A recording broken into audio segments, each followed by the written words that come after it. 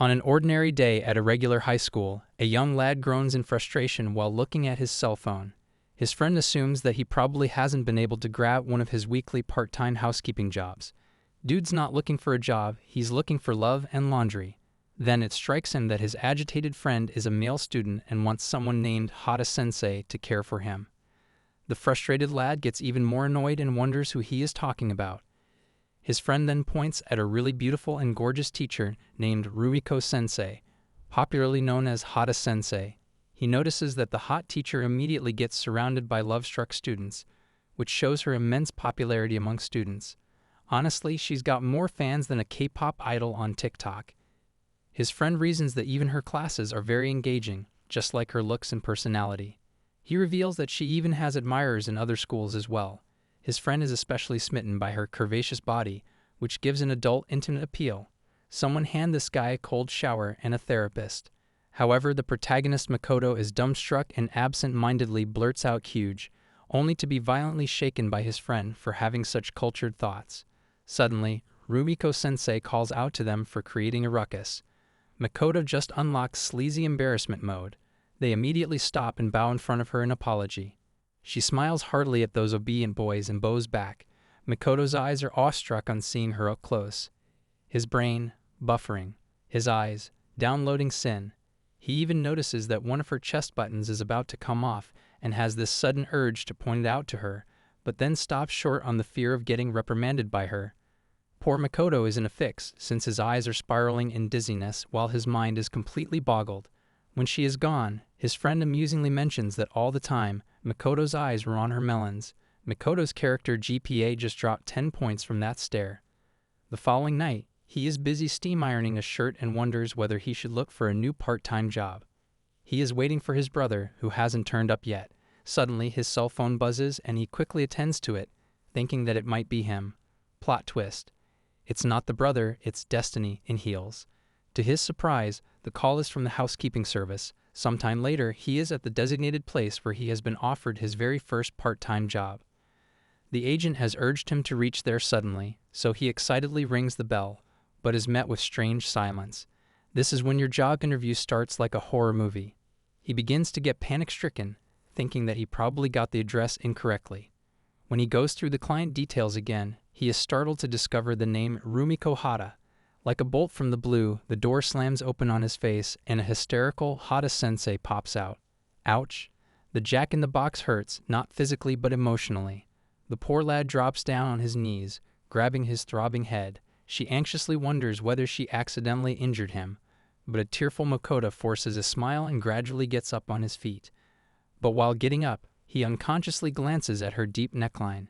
He forgets to blink his eyes and instantly backs away.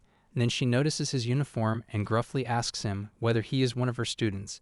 A terrified Makoto springs up and introduces himself in a deafening tone. He just went from cleaner to screamer real quick. Wrathfully, she strikes him, yanks him inside her house, and then slams the door behind her. She ridicules him for shouting at the top of his lungs earlier, since that can taint her social reputation for bringing in students. A frightened Makoto immediately apologizes to her. Makoto's just one scream away from being on the 6 p.m. news. Suddenly, she feels a throbbing pain in her head and complains of a hangover due to shouting. Meanwhile, he stares at her in disbelief due to her messy and distorted appearance. Next, she inquires about his charges, to which he mentions it is 100 yen per visit. The lucky sis just hired a cleaner for the price of a candy bar. She slams her head in frustration, but then decides to hire him for that day since there is also a cancellation fee. She enforces that, in return, he must thoroughly clean her house.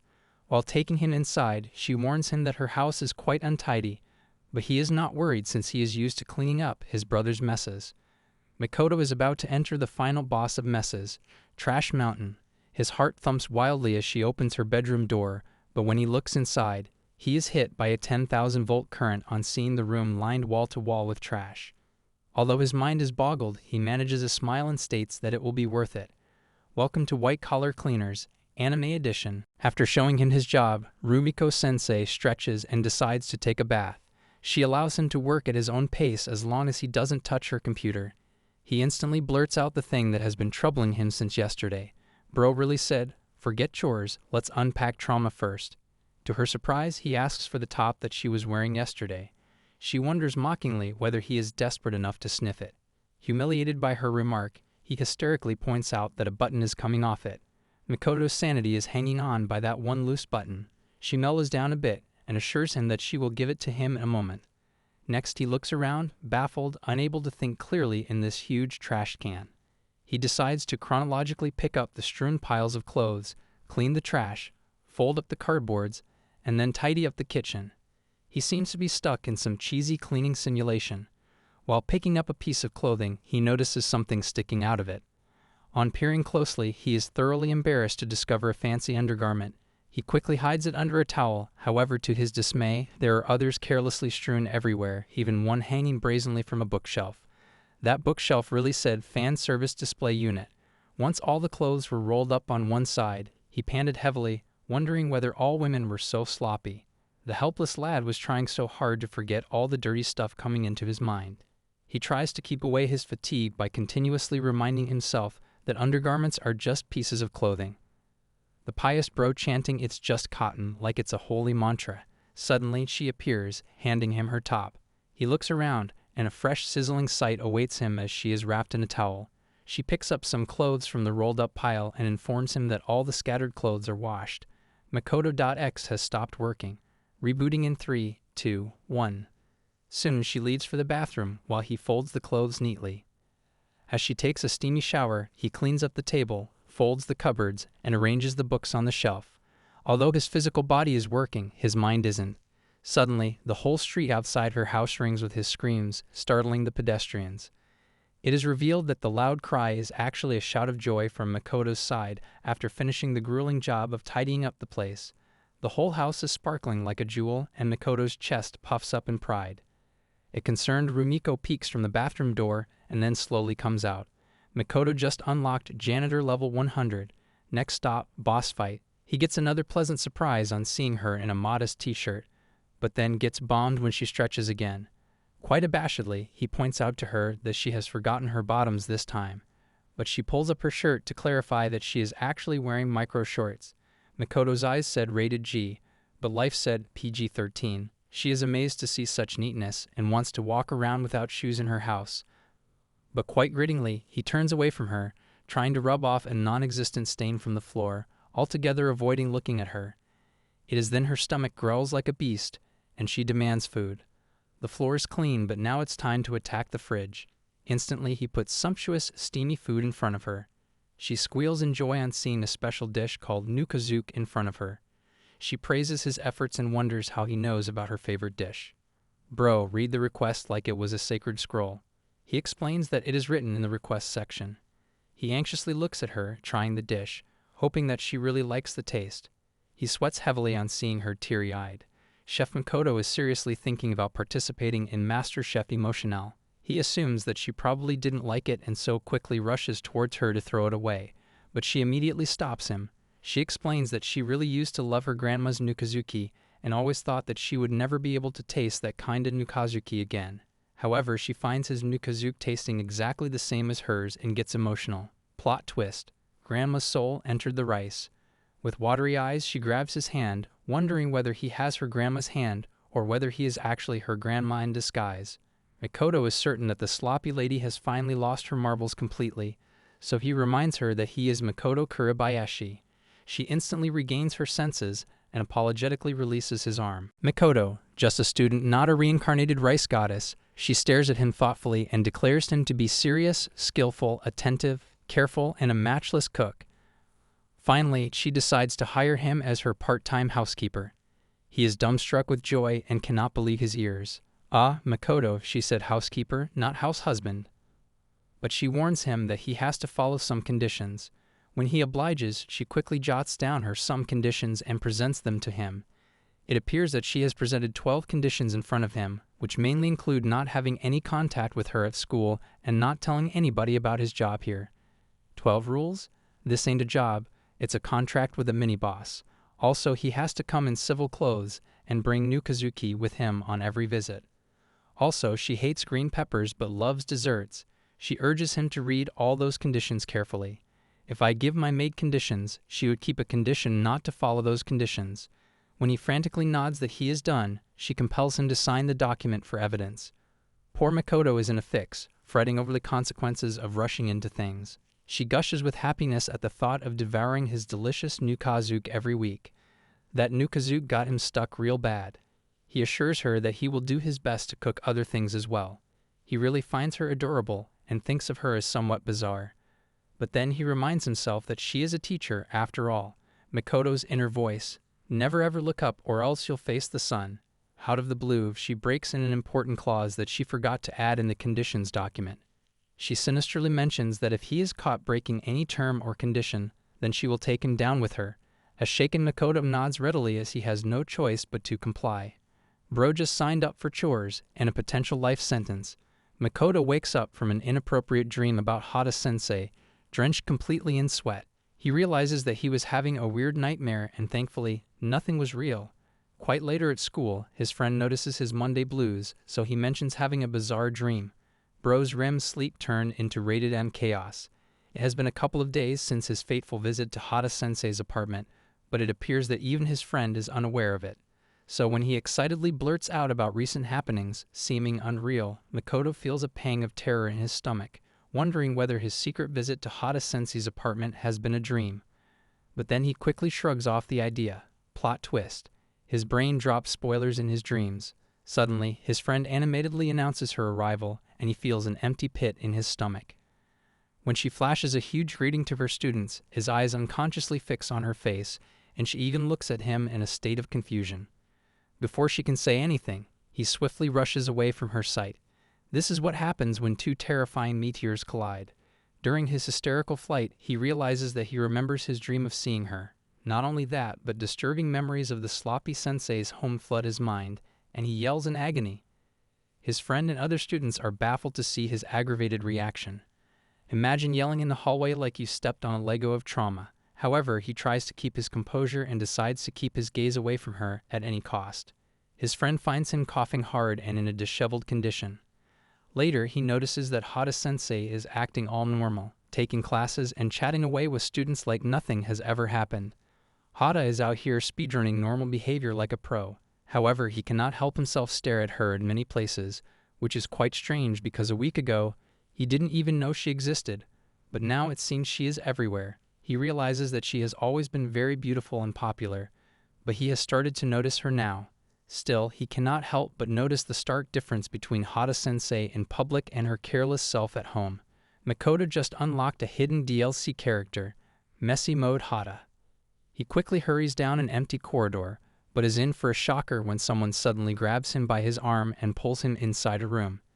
It is none other than Hada-sensei, who slams the door behind him and pins him to the wall by placing her leg near his head. She furiously demands an explanation from him for staring at her so lewdly all the time. Bro's getting interrogated like he murdered her cat. She comes dangerously close to his face, breathing out hot dragon's air and reminding him of the contract's condition of no contact outside her house. He helplessly defends himself by claiming that he didn't do that on purpose. She is not ready to believe that and threatens him with nullifying the contract. Makoto's loyalty test is harder than any high-profile secret agency. He begs her not to and sheepishly explains that since she is so pretty, he cannot help but throw a glance or two at her every time. He cleverly refrains from telling her about his bizarre dream. She quickly releases him, understanding that one cannot help looking at beautiful things and that it is natural to be drawn to attractive people. She just called herself irresistible and somehow made it Makoto's fault. Still, she sternly warns him about his next slip and clearly mentions that next time he won't be forgiven. She reminds him at the top of her lungs that they should not talk at school and that if their secret gets out, both of them will be ruined. He quickly nods in compliance, and thankfully she lets him go. Makoto's life just turned into an anime version of Don't Get Caught 101. She slams the door behind her. Meanwhile, he is still shaken about this terrifying Ashidan situation. Later, he joins his friend in the classroom, who has been assuming that he has gone to the loo. It appears that the class hasn't started yet since the teacher is late.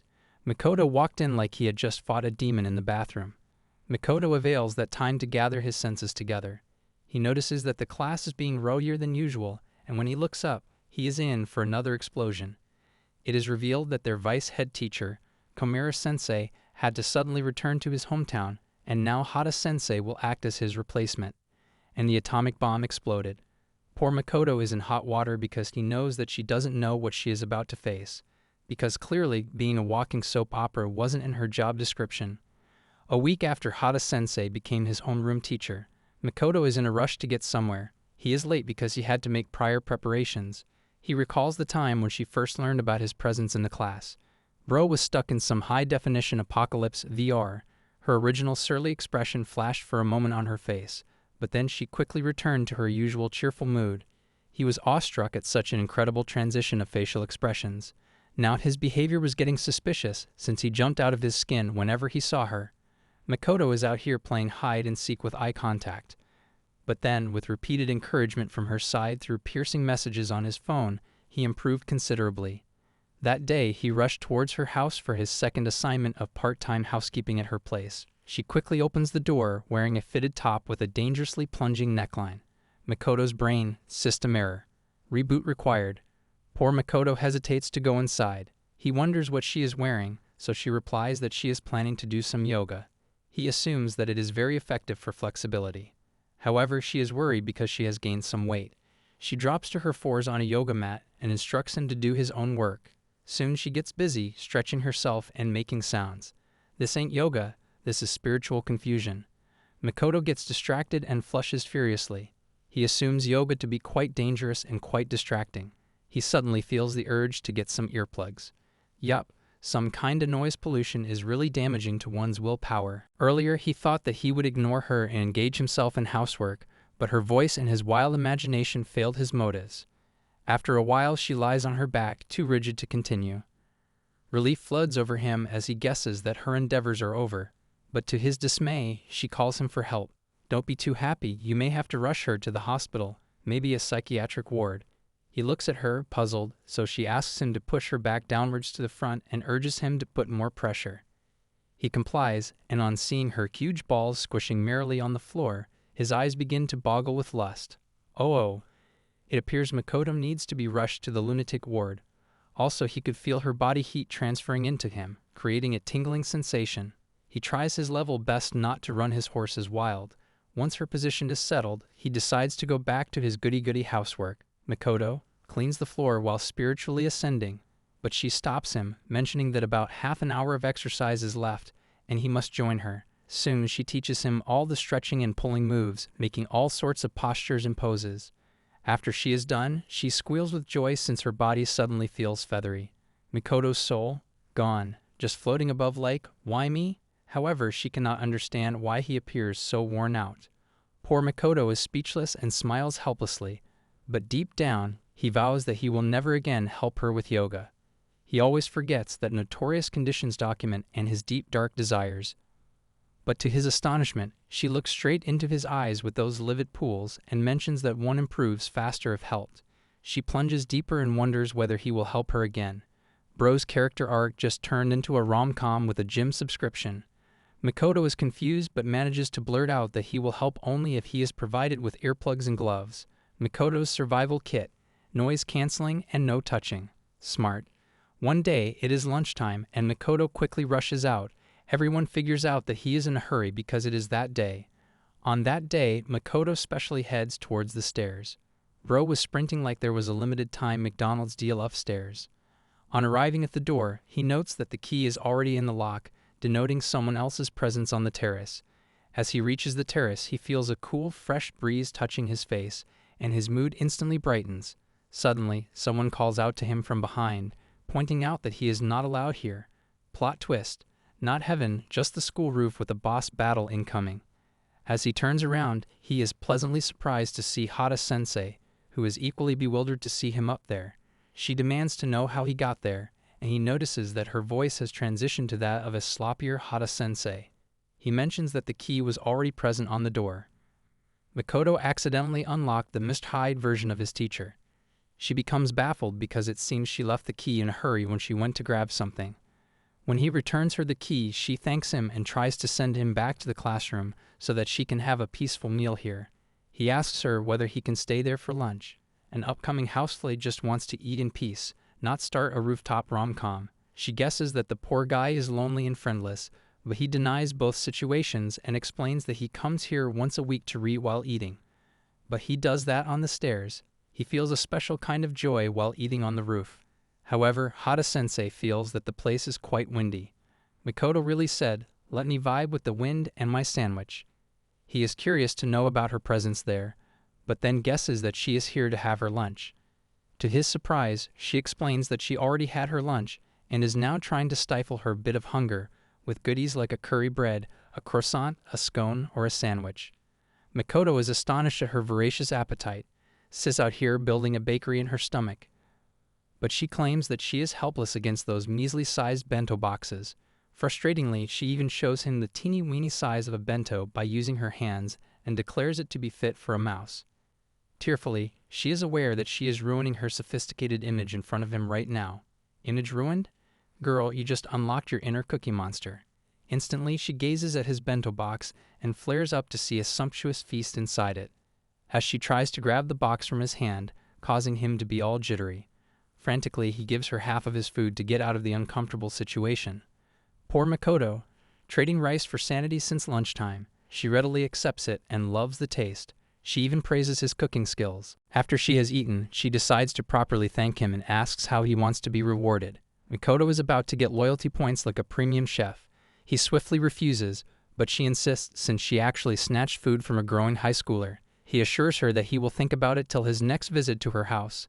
Hada-sensei is impressed by his modesty and realizes that he is quite unlike other greedy high schoolers. Suddenly, there is a gush of wind that dramatically lifts her flowy skirt. She curses the wind that actually messed up her hair, while a thoroughly flushed Mikoto bows respectfully in front of her, declaring that now she doesn't need to repay him for the food since he has already been rewarded. He even mentions that he is not that Mr. Goody-Two-Shoes, just like she thinks. Hada-sensei is as confused as ever. One day, Mikoto is busy in Sensei's kitchen preparing a mixture while she drools over it. Mikoto snootily points out her dribble, but she cannot wait to have her beloved crepes. The way she is crouching over him is making him uncomfortable, so he suggests she watch TV while he finishes up. However, she doesn't budge. Mikoto's brain, "Mom, this is a kitchen, not a monkey cage. Please don't hover." The poor lad is a nervous wreck as he finds himself being watched so intensely. To his alarm, even she suggests helping him so that she can eat crepes sooner. She returns wearing a full-size apron, thankfully covering her whole body except for her dangerously plunging neckline. Ah yes, the modesty apron, now with extra cleavage mode. She twirls around, showing off her new attire, claiming that the apron really suits her. But for him, it is very embarrassing since her huge back balloons are more highlighted. Soon, she washes her hands, and as he hands over a towel to her, he accidentally peeks through her armhole. Mikoto.x has stopped responding. Please reboot with holy water. He avoids eye contact, gazes at the bowl, and begins preparing the dish. A bewildered Hada-sensei cannot understand why he is talking to the bowl.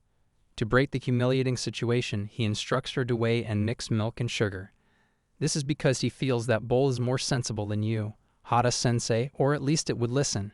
He recalls that since she is used to making her own bento, she might be somewhat familiar with cooking. While directly pouring milk into the pan, she mentions that she just picks things from the fridge and places them in the bento. His eyes widen in agitation, and he reminds her to weigh the milk before pouring. Mikoto is like, "This isn't chaos cooking. This is baking. There are rules." However, she believes in the science of approximation because exact measurements bore her. He insists that if the measurements are not right while making pastries, then they won't come out as expected. She quickly apologizes and decides to whip some cream. Mikoto is swarmed over with what is called baker's anxiety. He adds that she should use a mixer. She informs him that she doesn't have a mixer, so he suggests bringing one from his home. Quite brilliantly, she suggests that they can always whip cream with a hand whisk. And next, we churn butter with our elbows, yes? He states that manually whipping will be quite tedious, so he decides to check online for a more efficient way. But she shrugs it off, calling him a bore and worrying unnecessarily. But after a while, she admits that manual whisking is indeed tiresome. Sensei, after toiling for 5 minutes, "Okay, I hate this. Let's invent whipped cream spray cans." He offers his help, but she refuses, stating that if she gives up now, then she cannot be termed as a woman. But he has already found the right method to whisk the cream by hand, that is, by putting some sugar and cold water in a bowl. He decides to follow the instructions, while Hada-sensei furiously whips and whips, but the cream doesn't get firm. Plot twist. It's not the cream that's whipped. It's Makoto. Out of the blue, there is a worn-out yelp. He quickly turns around to see whether she is okay. It appears that she is fine, but the bowl has slipped from her hand and overturned on the floor. Cream on the floor, dignity out the door. She stares at him with puppy dog eyes, mentioning that she got the cream smeared everywhere on her clothes, face. Makoto flips over at such a shocking sight. He swiftly urges her to wash and change. Later, she is mixing the cream all over again, but this time carefully following his instructions of mixing sugar while cooling the bowl. Indeed, the cream is getting firmer faster, and she admits that she should have done this before. Makoto, cooking lesson of the day. Less drama, more data. One day, Makoto visits the library with his friends. They split up to find their books, agreeing to meet later. Makoto, who always claims he's just browsing for himself, though we all know he likes pretending he's the smartest in the room, sure buddy, heads to the science section. To his shock, he spots Sensei reaching for a book on the top shelf. He hesitates, recalling the conditions document. His life really is a constant tug-of-war between logic and his cultured heart. Still, he needs a book from the same aisle, so he decides to quietly slip past her. Fate has other plans. As she stretches higher, Makoto's eyes betray him again. Cue the internal screaming as he realizes he's seconds away from becoming a full-blown disaster. A confused Sensei looks around to find the source of the commotion and is surprised to find Makoto standing behind her. Well, that's one way to grab a hot babe's attention. Makoto forces a smile and greets her. Even she controls her agitation and inquires with a smile whether she can help him. He can sense the spite behind that sugary smile, questioning his presence around her and talking to her despite her reservations. Oh, Makoto, you should have just taken the hide-behind-a-shelf approach. Way less drama. Makoto loses his senses and begins babbling while she looks here and there nervously. Assured that no one is looking, she quickly draws herself closer to him and menacingly pours out over his face that if he speaks to her for no reason, then she will kill him. Are you sure Sensei is a teacher? To me she seems like a freaky killer on loose. In a frenzy, he blurts out that he has a very good reason and then points at the nearby trolley. She is thoroughly relieved but reprimands him for creating a scene just for that lame trolley. This kid should get an award for overreaction of the year. He is curious about her carrying so many books in the trolley. She reasons that she uses them to make class materials, and he is just in time to help her put them back. Fretfully, he recalls her sink full of dirty dishes, a mountain of dirty laundry, and a messy tabletop. He realizes that she is a habitual work hoarder and loves to pile up things just like the mound of books she is carrying. Yup, opposites attract, you being a clean freak, while she suffers from clutterphobia. She explains that rather than clean bit by bit, it gives a sense of achievement when one cleans a big load in one swoop. He reminds her that he is the one who cleans her stuff. Makoto is practically her housekeeper at this point. She remembers that he left his jacket last week at her place. How to change lanes, one should learn from Sensei. He assures her that he will get it this coming weekend. His words are cut short by a curious whisper coming from the other aisle, as one of his friends wonders whether he is talking to some girl. Oh, someone's deep and dark secret is about to get exposed. His friend wonders whether Makoto has hooked up with someone. Who knew Makoto would become the talk of the library? All thanks to that jacket. Poor Makoto loses his marbles and frantically looks here and there for a quick place to hide. In the spur of the moment, Sensei pulls him out of the scene. There's always that one person who knows exactly when to pull the emergency eject button. Well done, Sensei. When his friends check the aisle, Makoto's already gone. One jokes he must have imagined hearing him. Time to see a shrink if you're hearing voices. Meanwhile, Makoto is hiding behind the opposite shelf, accidentally pressed against Sensei, smothered by her curves. When they are gone, she warns him to inform her prior when accompanied by friends because they were nearly caught. Makoto hides his flushed face in sheer humiliation and apologizes to her. So now he's embarrassed and an accomplice. She is the master of manipulation. A concerned sensei wonders whether she pulled him too hard, and that's why he is weeping, but he assures her that he is perfectly fine and that she shouldn't worry. Makoto's emotions, 100% confused, 0% stable. We needed Makoto's mental health check-in. A while later, a disheveled Makoto joins his friends, who are shocked to see his messed up, distorted face. Honestly, at this point, we're just waiting for Makoto to get a survival guide to Sensei. One evening, Makoto wants to make some potato salad but is out of mayonnaise. He becomes more worried when it is announced that a heavy downpour is expected early this evening. He quickly informs her that he has to run to the store. Nothing says "I'm an adult" like panic buying mayo. Does he think it's going to disappear forever?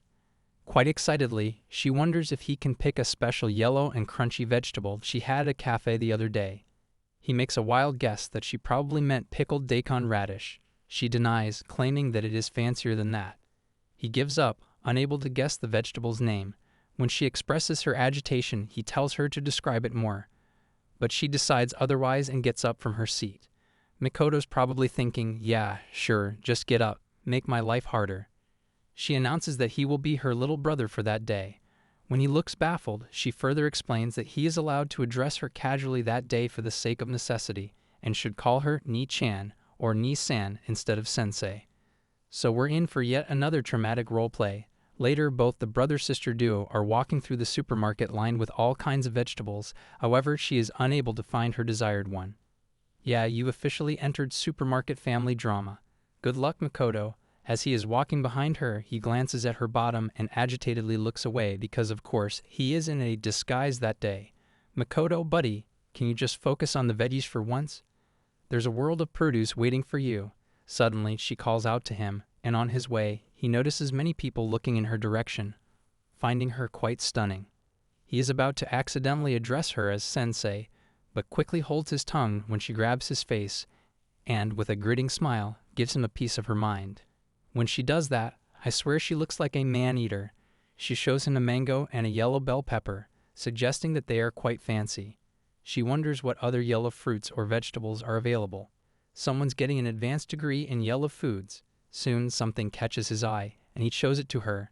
She is unable to recognize that product, so he explains that it is a kalinki squash, similar to a pumpkin. Makoto's starting to feel like a yellow vegetable himself. She quickly denies eating a pumpkin because she insists that she had eaten that vegetable raw. Exhausted already, he decides to search for help since he is really worried about the upcoming rain. I can't tell if Makoto's trying to help her find a squash or just escaping the awkward situation. But she refuses immediately, thinking that it is embarrassing to call for help just to ask about a fancy yellow crunchy vegetable. Then keep looking. Hada-sensei, you have the whole night till morning. Let poor Makoto off the hook at least. Makoto is startled by her fussiness. To his further alarm, she comes dangerously close to his face and yells at him for thinking of her as a show-off. She bellows him, justifying her foolish pride that increases with age. Hada-sensei, from 0 to you called me a show-off in 3 seconds. That's a record. A shaken Makoto assures her that he will go and ask the clerk. Rescuing him from the precarious situation, a friendly clerk interrupts and mentions that the vegetable they are looking for is a kalinki squash. The clerk's the real MVP here. He swoops in like a hero just in time to save Makoto from total social destruction. He reveals that he has been eavesdropping on their conversation and that this type of squash can be eaten raw despite belonging to the pumpkin family. This is because its rind has no scent, can be thinly sliced and seasoned. Makoto's got the luck of finding a personal guide to squashes. Instantly, a beaming Hada-sensei releases Makoto from her clutches and lets out a fake laugh, explaining that she wants her brother to practice communication with others. Hada-sensei's acting skills, Oscar-worthy. Makoto, on the other hand, just needs a vacation. The clerk lauds her efforts and even praises her beauty. He thinks that Makoto must be very proud to be her brother. Ouch. Makoto is being repeatedly punched in his already deflated ego.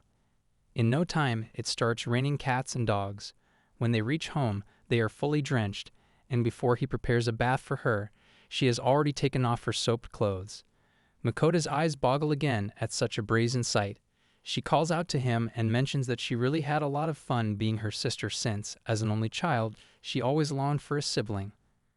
Makoto's brain is just short-circuiting at this point, but he cannot engage in this brother-sister act further. The poor lad is having a guilt trip for treating the whole thing as a role play. He's probably gonna need a whole therapy session after this. After expressing her gratitude for a hearty meal, Hada-sensei wonders what snack she will be served.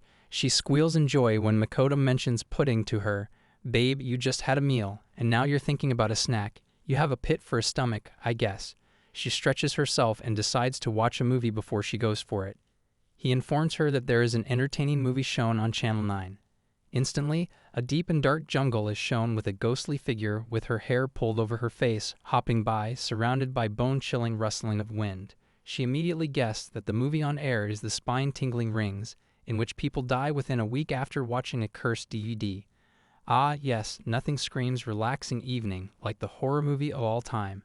An excited Makoto wonders whether she has an interest in horror movies. When she shows some interest, he suggests she watch Rings, which is somewhat old though. He explains that since the footage lacks detail, this really increases the fear factor of the movie. Translation: the worse the quality, the scarier it is. Ro just invented horror in 144p. Makoto decides to do the dishes, however, she grabs his apron from behind. She wonders whether he would like to watch the movie with her, but he refuses since he has already watched it several times. Quite hysterically, she insists that they must watch the movie together. She threatens him with nullifying his contract if he doesn't comply. Makoto sits beside her, thinking that he is still on work hours. Hada-sensei crouches on her knees out of terror, and he assumes that she is thoroughly enjoying the movie. That's not fear, she's just trying to fold into a burrito and disappear. He glances at her and sees her all huddled together, so he offers to prepare a hot drink for her. She doesn't want him to leave at any cost, but then a commercial break appears. She quickly stands up, crossing her legs. Makoto guesses that she wants to use the loo. At first she hesitates, but then she puts it on him that maybe he wants to use the bathroom, so she will graciously accompany him. As she goes inside, he guards the door. Bathroom buddy system, horror edition. When she takes quite a while, he expresses his concern.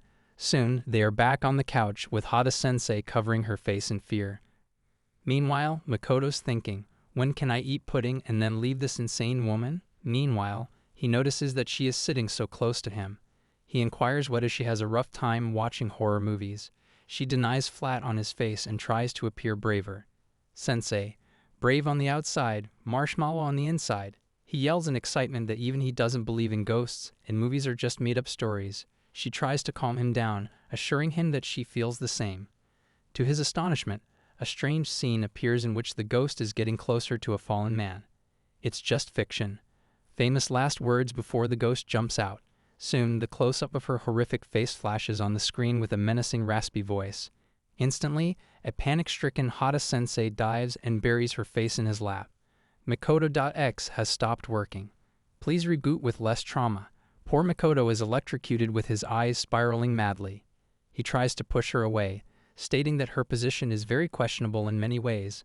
However, a terrified sensei doesn't let go of him and clenches his waist tightly. Both shriek insanely, one out of terror, the other out of sheer humiliation. This isn't a horror movie anymore, it's what we call black comedy. Later, while having a pudding, he complains that she should have mentioned before that horror movies are not her type. She explains that she likes horror stories in books, but not on screens with blaring sound effects.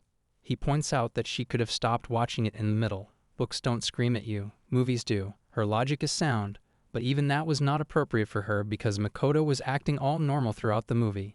He feels that, as usual, her bizarre ego always comes in the middle. Still, she regrets showing him her pathetic side and feels humiliated. He makes her feel better by mentioning that her vulnerable side is very cute though. She blushes furiously to his amazement, but she smacks his eyes shut so that he doesn't see that. Makoto wakes up just before noon, stretches, and heads to the kitchen to make lunch. Though his stomach grumbles, his mind's still on Hada-sensei. Clearly, the crush is stronger than his hunger. At the same time, Hada wakes with a loud yawn, only to be met with utter chaos. Her house is a disaster. Our girl woke up and chose violence against cleanliness. She calls out for Makoto, half expecting him to have cleaned already, before realizing it's exam week. He won't be back until next week. Surrounded by the mess, Hada feels uneasy. She's gotten used to Makoto's spotless ways. Still, she decides to clean, her own way. Sweep the clutter under the rug, close her eyes, and pretend it's fine. She starts by piling scattered clothes and random junk onto the couch. Problem solved, until the couch turns into a laundry volcano. Then comes vacuuming, a rare display of effort. Things go well until she tries to clean the curtains. The vacuum nozzle snatches the fabric and refuses to let go. Even turning it off doesn't help. After a lot of struggling, the curtain pops free, only for her to slam the nozzle into a mountain of magazines. She manages to fix the stack, but now bottles are rolling everywhere. Tired, she decides to deal with it later. Refreshed after a break, Hada heads to clean the bathroom. She sprays soap and water generously, scrubbing the tub and floor with energy. It quickly turns into a slip and slide. Feeling pumped, she tries to clean the ceiling too, but one misstep on the slippery floor sends her crashing down. Now covered in suds, she gives up and just takes a bath instead. Honestly, at this point, the bathroom practically cleaned itself. Later, she cracks open a can of beer, celebrating her cleaning efforts. Hungry, she remembers the frozen curry Makoto left for her and decides to microwave it. For the finishing touch, she casually tosses a whole-boiled egg into the microwave. While sipping her drink, she suddenly hears a disturbing sputter, followed by a loud explosion. The egg has gone full abstract art on the inside of the microwave. A week later, Makoto returns, opens the microwave, and recoils. It's a war zone. He guesses, correctly, that someone tossed in a whole egg. Shocked, he mutters about how senseless that is. Hada, now in her denial arc, covers her ears. She didn't hear that. Nope, not today. The high schoolers are relieved because the grinding exams are finally over, including both Makoto and his friend. His friend suggests an outing, but he refuses, claiming that he has work. Bro says, "I'm booked," like he's Beyonce or something. His friend complains that he is never around these days. Out of the blue, a young girl catches a glimpse of Makoto and instantly calls out to him. His friend is smitten by her good looks. Love at first sight, or just another anime crush incoming? The young woman approaches him, but Makoto is unable to recognize her. She introduces herself as Haru Kanashi and reminds him that they were neighbors until they were 5. He instantly recognizes her and wonders whether she is back in town. Bro unlocks a childhood memory like it was a hidden side quest. Kanishi mentions that she started at Sakura Minami High School that day. She notices that Makoto hasn't changed at all. His friend playfully nudges him for forgetting such a cute childhood friend. Imagine being forgotten like a group project member. Quite abashedly, he reasons that she has grown up so much. Kanashi takes that as a compliment and giggles. So when his friend insists on being introduced to her, Makoto finally reveals his friend's name as Ryohei. He is already imagining their wedding and naming their kids. Suddenly, Hada Sensei appears from nowhere. She points out that it is getting late, so they should all get home safely. When they oblige, she gleefully takes her leave. Sensei really hit them with that "I'm out, stay safe, don't die" energy. Ryohei notices extra radiance on her face, and secretly, Makoto knows that she is off to get banged. He stares at her intently and really hopes that she doesn't get hungover. Kanishi observes Hada Sensei to be very pretty. "No, Kanishi, she's a walking disaster, trust me." Out of the blue, she makes an explosion, whether Makoto still loves huge melons. The attack is so sudden that he nearly splutters out while Ryohei breaks in a burst of hysterical laughter. She claims that even in kindergarten, his favorite teacher was Mayumi Sensei because she had huge front cushions, which he thought were nice and soft. Here it comes with a bang, Makoto's dark and questionable past. A humiliated Makoto realizes what a bold kid he was back then. Ryohei chuckles while patting his back and realizes that's why Makoto becomes so self-conscious when Hada Sensei is around. Therapist. And when did the trauma begin? Makoto, Mayumi Sensei's pillows.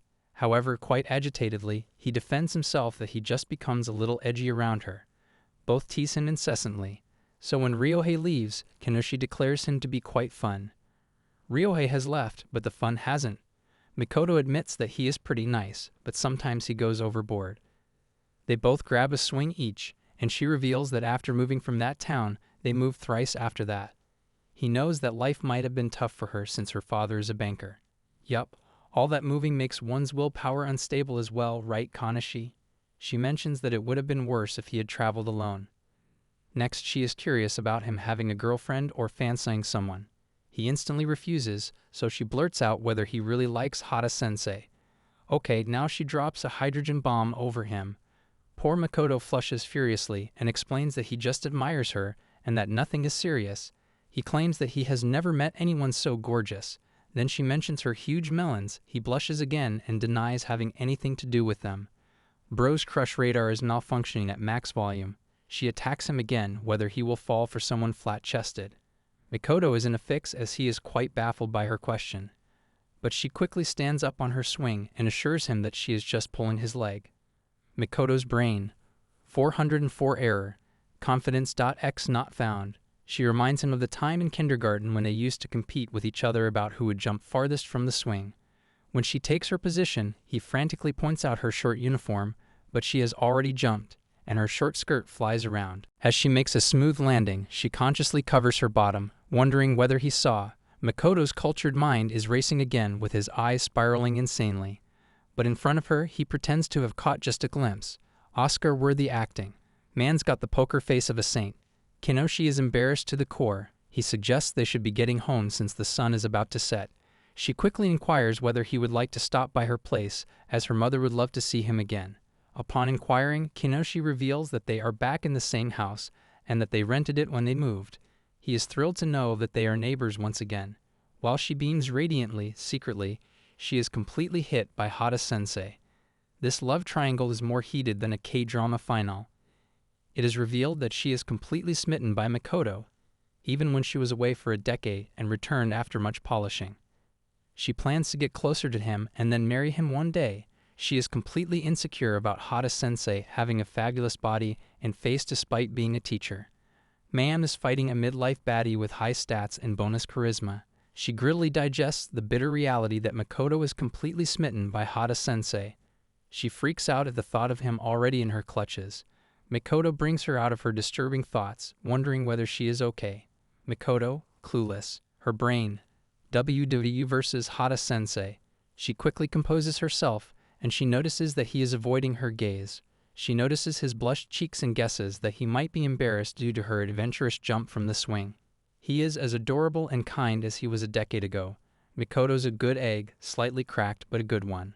Her mind begins to boggle as her eyes swirl in lust. This is no longer a love story. This is a declaration of war. Earlier she had pulled off the stunt just to make him aware of her, but now she feels he needs one massive thrust, as she can never let some old woman grab him as he has always been hers. Oh, a real-life volleyball match is taking place. Guess who the ball is? They enter Kanashi's place and find out that her mom is probably out shopping. He decides to leave, but she insists he stay for tea as she is certain that her mom will be back by then. When he hesitates, she begs him, making a puppy dog face. Actually, she activated sad anime girl mode. I'm defenseless. Poor Makoto has no choice, so he sits nervously in her bedroom since he doesn't know how to behave in a girl's room. Still, he cannot help but compare the neat little room with Sensei's trashed place. Soon, a refreshed Kanashi appears, bringing him some iced tea. Kanashi's room is so clean, it could make Marie Kondo cry tears of joy. When she stoops lower to serve him, he cannot help but peek inside her plunging neckline, from where two little bumps poke out. He instantly looks away from the cringed scene. Meanwhile, she praises the high-quality black tea, pretending to be unaware of his inner feelings. Makoto.x has stopped working. Please restart your brain. As he slurps down the tea, struggling to drown his humiliation, she suggests they go through their old photos. A concerned Kanashi wonders about his well-being, but he assures her that he swallowed the tea the wrong way. Kanashi smiles, secretly victorious about hitting two targets perfectly with her assets. She surely knows his vulnerable points, and is not willing to give up on exploiting them. Soon she shows him a photo of when they were 4, and here's poor Makoto losing his marbles in your bedroom. A smile appears on his face as he recalls that at that time, they were caught eating leftover candy. As she points at other memory glimpses, Makoto's radar is busy catching other glimpses, left open by Kanashi on purpose. One should learn the art of multitasking from Makoto's brain. She inquires about his part-time job that he had earlier mentioned to Ryohei. She expresses her desire to get one at his workplace. He points out that he is a mere housekeeper. She cannot believe her ears that he is doing cooking and cleaning. Oh, he's contending to be a potential house husband in a reality show. She wonders if he does that for some elderly man. She is struck hard when he reveals that he works for a woman. Her next question pops up whether the woman is young. Something is burning, but the stoves are switched off. Afraid to be further entangled, he decides to twist the truth a little and mentions that he works for a lonely elderly lady who is around 70. Kanashi is impressed because that seems like a lot of work, but he clarifies that his job is really fun. She decides to refill the glasses, but he refuses since he really has to leave. Makoto must escape before tea turns into a trap. However, she urges him to stay. As she is out of sight, something cracks inside her as she knows that he was lying since his body language did not sync with his words. She wonders whether his employer is between 30 to 40 years old and cannot understand why he has a thing for older women. Another panic wave strikes her about his employer having huge melons, because the way he said housekeeping work is fun. She grits her teeth in sheer frustration, vowing to find out the real story. She brings him another glass of iced tea, but accidentally splashes it on him. At this point, even the tea is part of her master plan. She swiftly apologizes and jumps towards him to clean, but then drops to her fours, revealing her little assets to the fullest. She stares into his eyes lewdly and tries to get dangerously close to him. A baffled Makoto pulls himself back, assuring her that he is completely okay. Makoto's instincts flare, danger is near, but instead of an outburst, she gently urges him to look at her. Before he can react, she leans in and presses her lips to his. A flabbergasted Makoto hysterically pushes her back, excusing himself to attend a call from work. Like a mouse having a close escape from a voracious cat, he instantly flees away from her house without looking back, claiming that he has to prepare for work the next day. Phew, what was that? A kiss trap or a death trap? After he has left, she frowns in frustration since she was so close to nailing him. She doesn't blame him for being a slow sport, but is adamant to do something about the woman whom he works for. The next day, she follows him secretly from early morning. Kanashi's new title, Stalker-chan, CEO of Obsession. The insane girl seems fully obsessed with him because she even counts the number of times he has yawned since then. She follows him to the elevator and then notes down the floor number. She swiftly climbs up the stairs and reaches the 4th floor just in time before he rings the bell of an apartment. If Sherlock wore micro-shorts and had boundary issues, that's our Kanashi. Panting hard, she quickly hides behind a wall from where she can see him clearly. She is shocked to see a barely dressed, disheveled, beautiful woman come out who is still half asleep. However, Kanashi's gaze fixes on her gigantic melons, and she instantly recognizes her as the culprit teacher whom they met yesterday. The final boss of the final floor is revealed, Move It Warrior Kanashi. Both Hada Sensei and Makoto are taken aback to see the sudden emergence of Kanashi, who is bellowing hysterically at the top of her lungs. Here I am, know it's been a while. I was in denial about my love. Here I stand, I know I walked away.